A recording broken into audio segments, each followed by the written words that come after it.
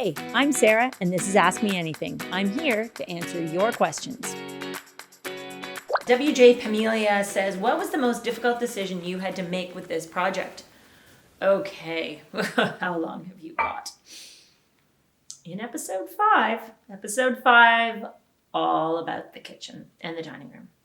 And for any and all of you who've tackled a kitchen renovation or a kitchen fix-up, you know how hard some of these decisions can be. And if you've seen episode 5, you now know that picking that marble was super challenging for me. And I think the reason why is because I think about it in terms of the long run. And I think about it in terms of the payoff and what it means to the big picture about the investment. The goal at the outset of the project was for us to have the house as a rental. And even in having the goal of this house being a rental, it's always important to keep your eye on the big picture. And the big picture for me is the overall financial investment. And if I was doing this house in a city where people are more used to contemporary style, I can 100% assure you I probably would not have chickened out of using the green marble. But I was doing this project in a small town that tends to embrace more traditional style and a country aesthetic, and I think less daring, bold, big gestures. So I really felt that the green marble was the wrong choice from an investment perspective. In order to make a good financial investment, you need to think, well, what happens if I need to sell this house right now? Right now, could I get my money out?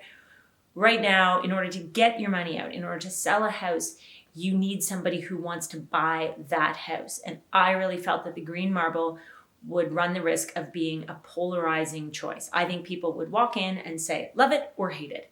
And I don't think anybody wants to buy a house and then have to replace the marble that's just been installed. So I was afraid that the marble would make it a bad choice. And interestingly, getting some feedback from some of you about what you thought about the guest bathroom, which had that bold charcoal and black and white and brown marble.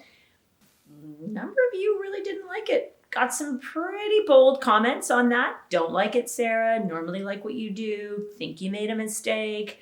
So I know I can't always make my design choices to make absolutely every single one of you happy. But my goal is to share the struggle that I go through and the thought process and the decision-making process so that you feel engaged and you can hopefully take to heart some of what I go through. And my goal is that it's going to help you when you tackle your project. So if you know you're there to stay for the long time, if you know it's your house, if you know you love bold green marble, by all means, go ahead and do it. If you're thinking about how to make sure you make the right choice from an investment perspective, that's when I'm going to tell you, maybe think about pulling back and taking the safe route. Because playing it safe doesn't mean doing it wrong. Playing it safe just means classic, timeless, enduring, and sometimes fiscally responsible. And I think that we all need to be fiscally responsible because you can't live off debt.